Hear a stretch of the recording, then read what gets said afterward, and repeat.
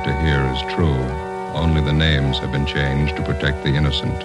Fatima Cigarettes, best of all long cigarettes, brings you Dragnet.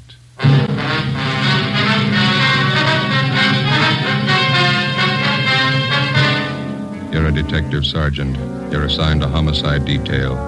A newborn baby is taken from a hospital nursery. There's no trace of the infant. There's no trace of the abductor. Your job, find him. You'll be amazed when you compare Fatima with other long cigarettes. Buy a pack of Fatimas. You'll find they now cost the same. Light a Fatima. Your first puff will tell you... Ah, that's different. Yes, what a difference. In Fatima, the difference is quality. You see, Fatima is the quality king-size cigarette because it contains the finest Turkish and domestic tobaccos superbly blended. And Fatima is extra mild with a much different, much better flavor and aroma than any other long cigarette. Because of its quality, its extra mildness, its better flavor and aroma, Fatima has more than doubled its smokers coast to coast. Try comparing Fatima yourself. Fatimas now cost the same as other long cigarettes, but your first puff will tell you... Ah, that's different. Yes, in Fatima, the difference is quality. Ask your dealer for Fatima, the quality king-size cigarette. Best of all, long cigarettes. Start enjoying Fatima tomorrow.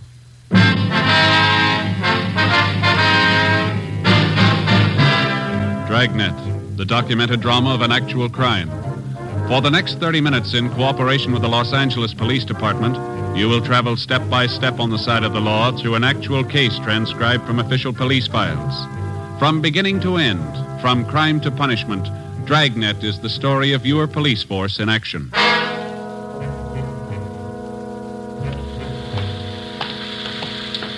It was Thursday, January 28th. It was raining in Los Angeles. We were working the night watch out of homicide. My partner's Ben Romero. The boss is Captain Steed. My name's Friday. It was 11:35 p.m. when we got to Mercy Hospital on Norwich Avenue, the main entrance.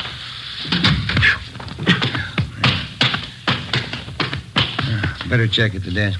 Yeah. 2B, right away, Eleanor. 2B, Wayne. Yes, sir? Police officers, we received a call from the hospital here. Oh, yes, sir. Right this way, please. Yes, ma'am. Dr. Walsh is waiting for you. Is he the man in charge? Oh, no, Dr. Walsh is the head of the hospital. I see. Please, Dr. Walsh. Fine. Come in, please. Come in. Thank you, miss. Yes. Dr. Walsh. How you do? It's my partner, Sergeant Romero. My name's Friday. Yes, Homicide. I'm waiting for you. Will you have a seat, please? Thank you. Thank you, sir. Gentlemen, I just got here a few moments ago myself. No doubt you know as much about this as I do. We were notified that a 3-day-old baby's missing. Is that correct? Yes, one of the Stryker twins. Found just Tuesday morning. Mm-hmm. Where'd the baby disappear from, Doctor? Nursery. Can't understand how it could happen. Never heard of such a thing. Who was in charge of the nursery? Nurse O'Connor. She's back with the superintendent of nurses. Quite upset. Would you like to talk to her? Yes, sir, we would. All right. This way, please. Thank you.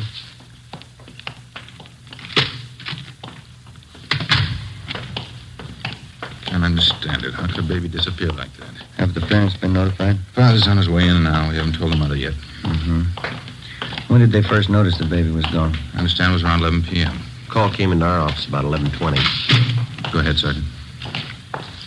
Nurse O'Connor? Yes, Dr. Walsh. These gentlemen are from the police department. Sergeant Romero, Sergeant Friday. Oh, you mean? What do you do? They want to know all about what happened tonight. You know, of course, it's a serious matter. Try to tell exactly how it happened. I'll try, Doctor. All right, officers. Thank you. Well, we know that you're probably pretty upset, nurse, now. You just relax and take your time. Yes, sir. When did you first notice that the Stryker baby was missing? Must have happened somewhere between 11 o'clock and 10 minutes past 11. I'm sure of that. How were you sure of that? I came on duty a few minutes before 11. I took the night reports as usual, and I started checking the orders and the formulas. I remember very well that both the Stryker twins were in their cribs at that time. Mm-hmm. Go on, please. I think it must have been about 5 minutes past 11 when I got this phone call from home. My mother's been sick lately. It was about her. How far did you have to go to answer the phone? About 10 feet down the hall from the nursery, just around the corner. Could you see the entrance to the nursery from where you were talking on the phone? No, sir, I couldn't. But I was only on the phone for a minute or two. As soon as I hung up, I came right back to the nursery. Was the telephone call actually from your mother? Yes, sir. My mother has a heart condition. She wanted me to be sure and have a prescription filled. What time was it when you got back to the nursery, owner? Can you remember that? It wasn't quite 10 minutes past 11. As I came back through the door into the nursery, I noticed right away one of the cribs was empty. One of the Stryker twins was gone. Is there more than one entrance to the nursery, Miss O'Connor? Yes, sir, there are 2 entrances, but at night one of them's kept locked. Is it possible that somebody in the hospital, maybe a doctor, took the baby for examination or some kind of treatment? No, sir. Just as soon as I noticed the baby was gone, I went to the head nurse, and the 2 of us contacted everybody in the hospital. No one knew anything about it. Well, is it possible that the child's mother could have come down from the 2nd floor and taken the baby? No, sir, Miss Stryker's been asleep since 10 o'clock. She's still asleep. Were there any other nurses or attendants working near the nursery when the baby disappeared? No reason for anyone besides myself to be around at that time. None of the cleaning people. They'd all gone home. Dr. Walsh, I wonder if we could have a look at the nursery now. Certainly, Sergeant. Want Nurse O'Connor to come along? Yes, would you please? Yes, sir. Thank you.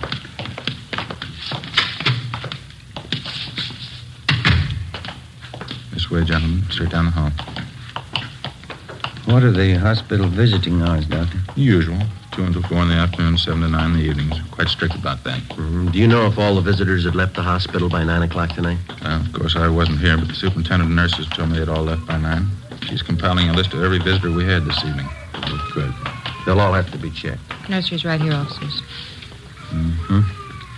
This empty crib just inside the window here. Yes, sir. It's where the baby was. You can see it's right next to the door here. I noticed that there's no blanket in the crib. Is that missing, too? Yes, sir. The crib's just the way I found it when I came back from the telephone. I haven't touched it. Are there any marks of identification on the blanket or the clothing? Each one's stenciled Mercy Hospital. Each baby wears an ID bracelet. Doctor, I wonder if we could have that crib brought out to have it checked for possible fingerprints. Certainly, of course. Is this the other door to the nursery you mentioned, Miss O'Connor? That's right, Sergeant. I checked it. It's locked. That large window on the other side of the nursery. Is that a stationary window? Yes, sir, it is. It faces onto a small court. Well, then whoever took the baby had to use this door. It's the only way they could have gotten in. Oh, excuse me a minute. I want to attend to the baby in there. Sure. Listen to that, Jim. Yeah. Doctor, are there any other entrances open at night besides the main one? Not after 10 p.m., no. Just the main entrance on Norwich Avenue. There's a nurse on duty there at all times. How about the parents? Is there anything unusual there? No, father's a working man. Mother's a housewife. Both the babies are perfectly normal, nothing unusual at all. 3-day-old baby. They usually take a lot of careful handling, don't they? Yes, definitely. First week's always critical. And this thing, taking a 3-day-old infant out in this weather, cold, rain. Afraid the odds are all against the child. You're sure the main entrance was the only one open after 10 o'clock? Yes, I can't understand it. How could anyone get that baby out of that hospital? How could they? We're not sure they did.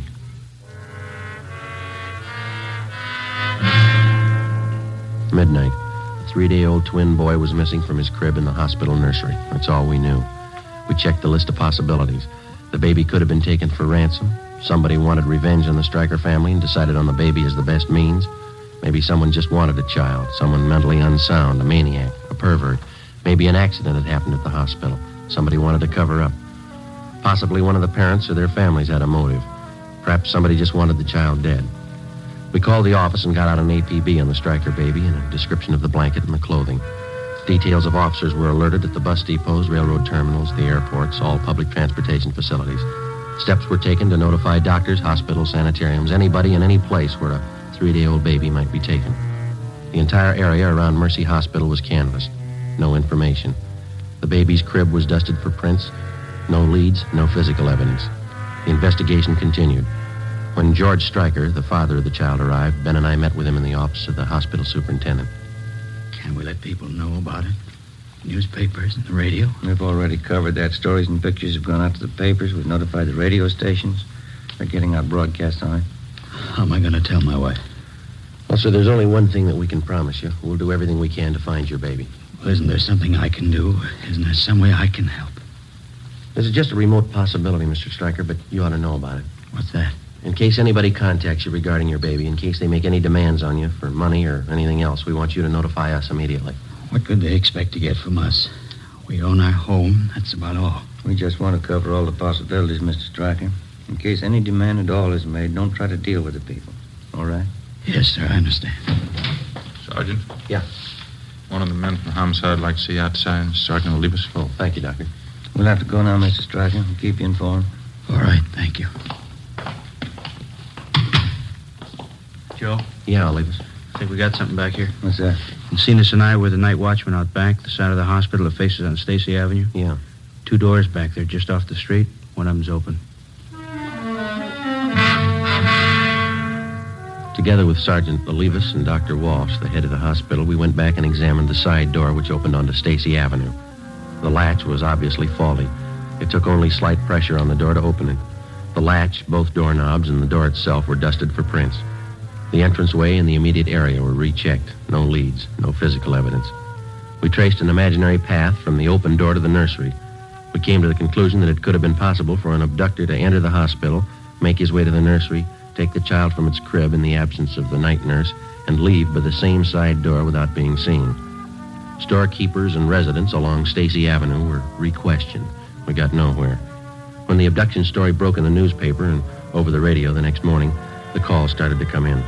People in practically all sections of the city thought that they'd seen the missing baby. Each call was carefully checked out. None of them paid off.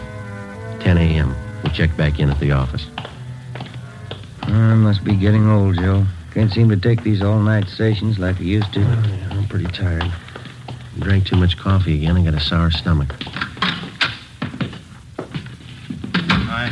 Hi, Olivas. Right. The stats office come up with that run for us yet? No, they're still working on it. How about that San Bernardino call? Yeah, they called back. They picked the woman up when she got off the bus, checked her and the baby out. Baby belongs to her. Mm-hmm. Anything else come in? All been checked out. Oh, the press called again, want to know if there are any new leads. Yeah. Sergeant Friday in here? Yes, sir. Can I help you? They told me in the business office to come down and see you. Surely. Come on in. Thanks. My name's Wallace. I'm the desk clerk down at the hotel on 11th Street, Bluebird Hotel. Yes, sir. I got some information. I'd like to talk to you. All right, sir. This is my partner, Sergeant Romero, and Sergeant Olivas. How are you? How are you? Wallace. What's the information about? Well, I got hold of a paper this morning, read about that baby that's missing. Yes, sir. Imagine those people are pretty worried about the kid. Guess they'd like all the information they can get, huh? Looks like that hospital's in a jam, wouldn't you say? Well, what information do you have, Wallace? I guess those parents could sue the hospital if they wanted to, huh? Well, sir, all we're interested in is finding the baby. Can you help us there? Well, I don't know for sure. What are you trying to tell us? Have you seen the baby? Well, I may have. Do you happen to know if they're offering any reward for information?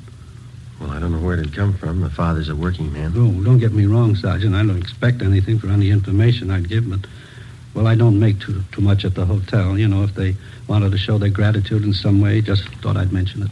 They'll thank you, Wallace. Don't worry about that. Now, what's the information? Well, you know, I didn't mean anything by that. Anybody'd be glad to help out in a Yes, case sir. like this. What I came in to tell you was a woman and a young baby checked in the hotel last night when I was on duty. What time? I think it was about 12 o'clock. Woman didn't have any baggage or anything, one little blanket around the kid. When I saw that story in the paper this morning, I got suspicious. Is the woman still registered at the hotel? She was when I left. That was about an hour ago. What name did she register under, you remember? No, I don't, but it's in the register. You can check it if you want. Where is the hotel? 11th and Charleston, right on the corner. I'm sure it must be the kid you're looking for. Say, I hope you haven't got me wrong. How do you mean? About the reward, you know. I don't expect anything for this. We haven't got you wrong. 35 a.m. It was still raining. Together with the desk clerk, Wallace, we drove to the Bluebird Hotel on 11th Street. We checked the cards at the desk and found that the woman had registered under the name of Mrs. Harold Parks. The clerk on duty told us as far as he knew she was still in the room with the baby. The room's down this way, Sergeant. Okay. This is the 116. Mrs. Parks. Mrs. Parks. You have a passkey with you, Wallace? Here you are. Thank you.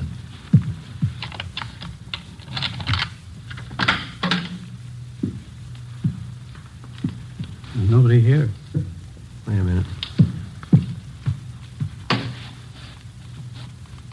What have you got? Small blanket. Check the lettering. Mercy Hospital.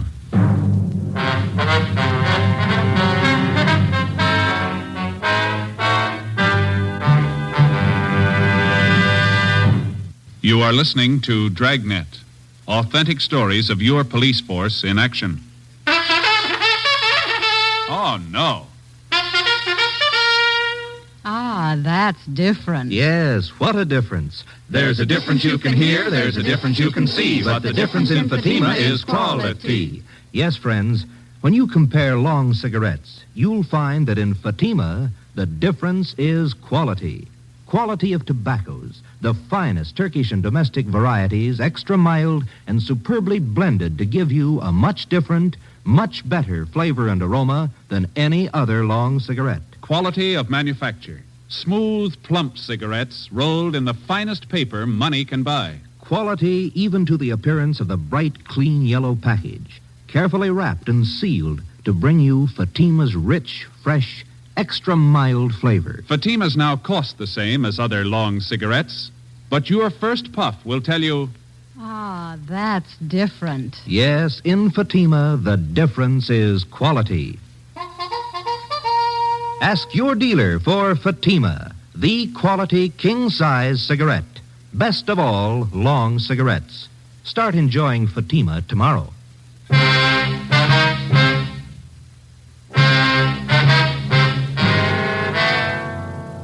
Friday, January 29th, 11 a.m.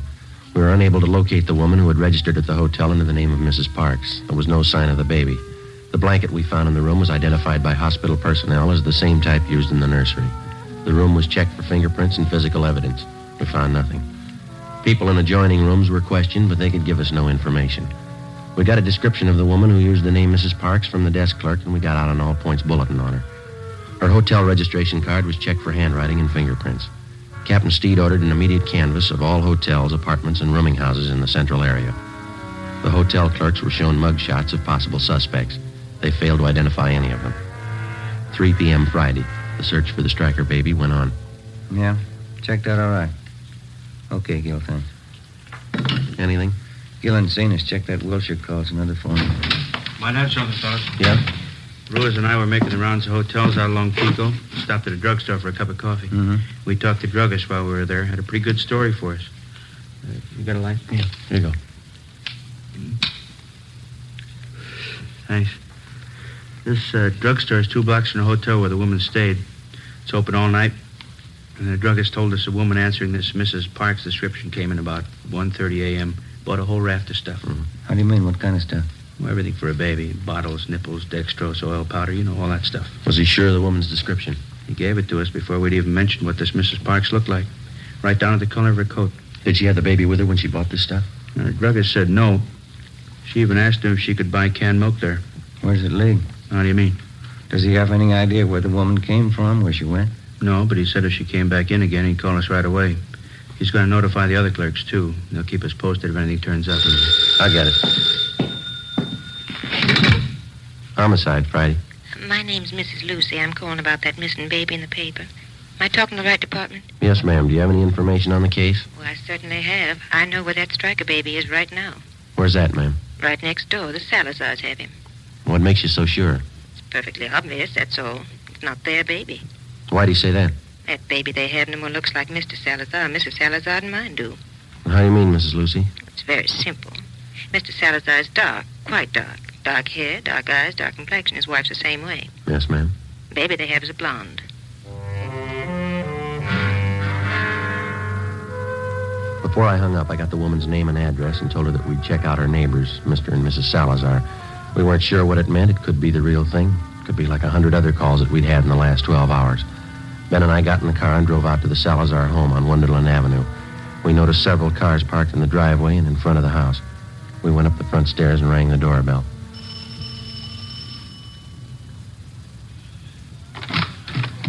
Yes, sir? Come on in, please. We'd like to speak to Mr. Salazar. Yes, sir, that's me. Come on in. Thank you. Come inside. Let me fix you a drink. You're late, huh? No, thank you. We're police officers, Mr. Salazar. I'd like to ask you a few questions. Oh? What's the matter? We making too much noise for the neighbors? No, it's not that, sir. Just like to ask you a few questions. Someplace we can talk. Well, I have to take care of the guests, you know. We have this party here. My son was baptized today, my first son. That's why we're having a party. Yes, sir. We're sorry to interrupt, but this is pretty important. It won't take very long. Well, all right. I guess they can get along for a few minutes. Back here in the kitchen. It's probably the quietest place. Fine. Back this way, officer? Right.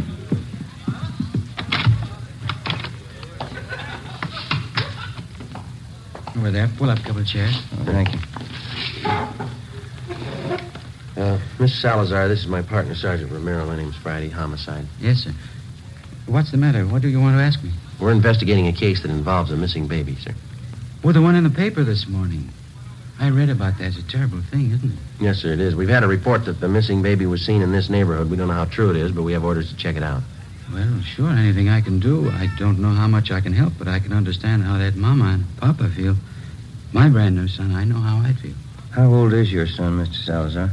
He's just 1 week old this afternoon. Fine boy. Was the baby born here in Los Angeles? No, I sent my wife Roberta to Phoenix to have the baby. We thought it'd be a lot healthier for her down there. She has a good friend of hers in Phoenix. Oh, I see. Your wife had the baby in Phoenix, and then she brought him back here. Yes, that's right. Roberta came in early this morning. Big surprise for me. I didn't know she was coming. And right away, I called all our old friends. I called Father DeSoto for the baptism, and I got things ready for the party. Big baptism party. Mm-hmm. You say your wife got back early this morning? Yes, a few minutes after 3 o'clock. Roberta came in on the plane. She said it was late. You know, the big storm. Mm-hmm. I wonder if we could talk to your wife, Mr. Salazar. Well, Roberta's taking a little nap right now. She got in late, you know, all the excitement. Do we have to wake her up? Well, no, sir, not right away. I just wonder if we could see the baby. Well, baby's sleeping, too. Roberta said not to go in, but... Well, if you're real quiet... Yes, sir, we'll be. Okay, he's right back.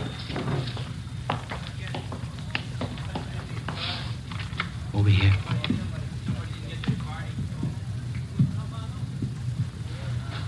Let me pull the blanket down. Yeah.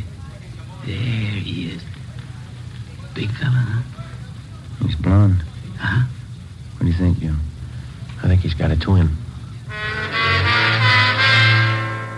5 p.m., Harlan Stahl from Leighton Fingerprints arrived at the Salazar home.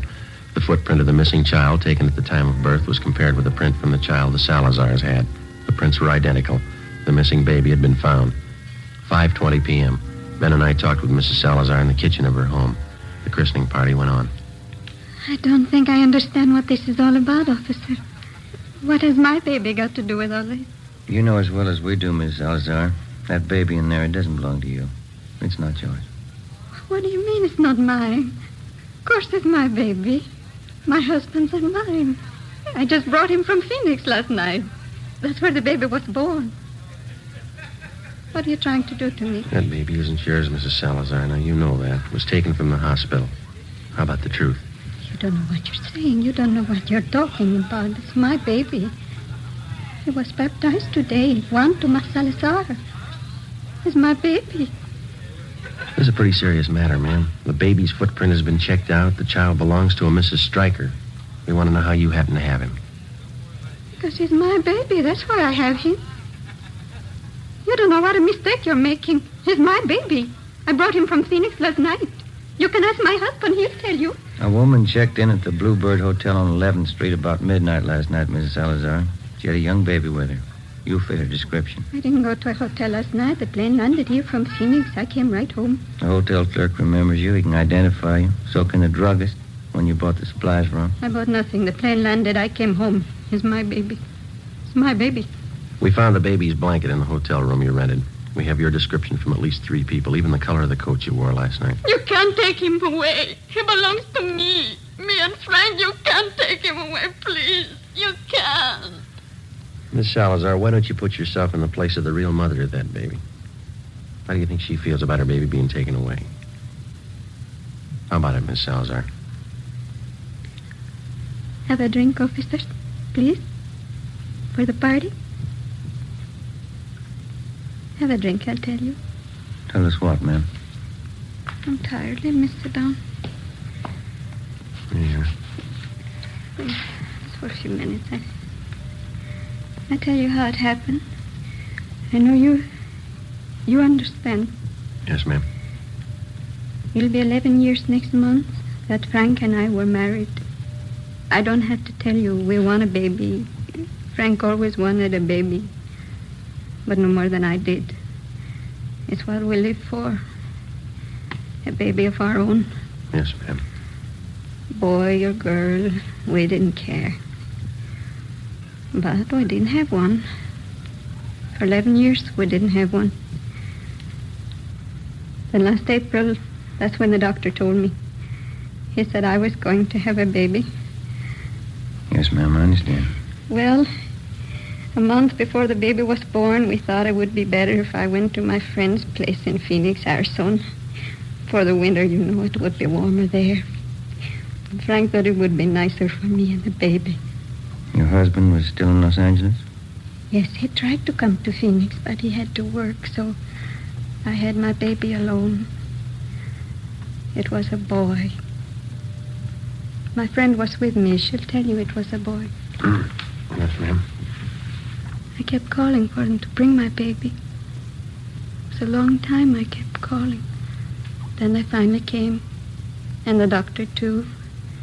And he's the one that told me. Yes, ma'am. He looked just like his father. I know that. But they told me he was dead. I don't remember much after that, Sergeant. I got out of the hospital, and I took the plane, and I came back here. Mm-hmm. It was dark, and it was raining. But I walked around. I walked up and down the streets, thinking, what could I tell Frank? Baby was dead, that's all I could tell him. Then I walked past the hospital. That was Mercy Hospital, huh? Yes, and it was raining. And I could see all those babies inside, warm and in their cribs. And I wanted just one of them.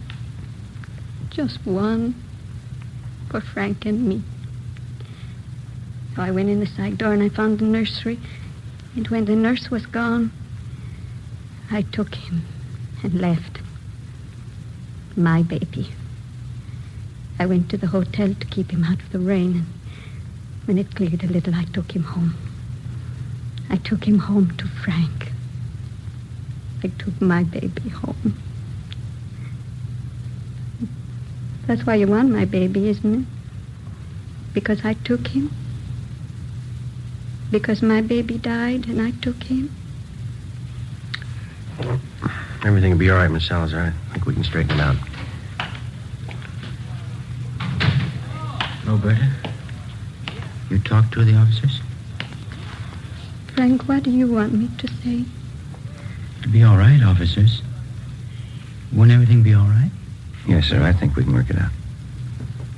What could I tell you, Frank? What was there to say to you? It's all right, honey. It's all right. I'll go out and tell the people now. And what can you say? What can you tell them? Party's over. It's just a mistake. The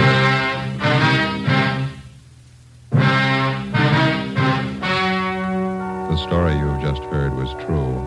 Only the names were changed to protect the innocent. In a moment, the results of the trial. Now, here is our star, Jack Webb. Thank you. Last week, I asked you to write me if your cigarette dealer was out of Fatima's. Well, you did, and we've done something about it. Now, if any more of you find a dealer fresh out of Fatima's, send me his name and address. We'll take care of that, too. Write me, Jack Webb, Post Office Box 951, Hollywood 28. And, Mr. Dealer, don't wait another day. Step up your Fatima order for Thanksgiving and the coming holidays. Get in on the increasing demand for Fatima, the quality long cigarette.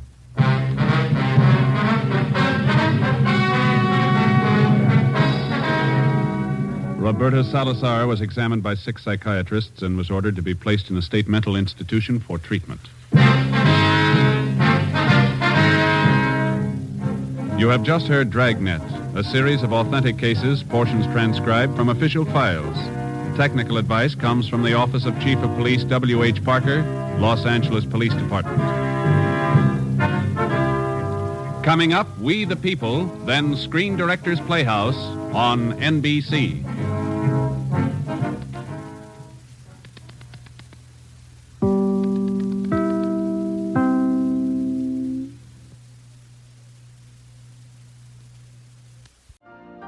You've been listening to the OTR Gold Network. Find more classic radio at otrgold.com.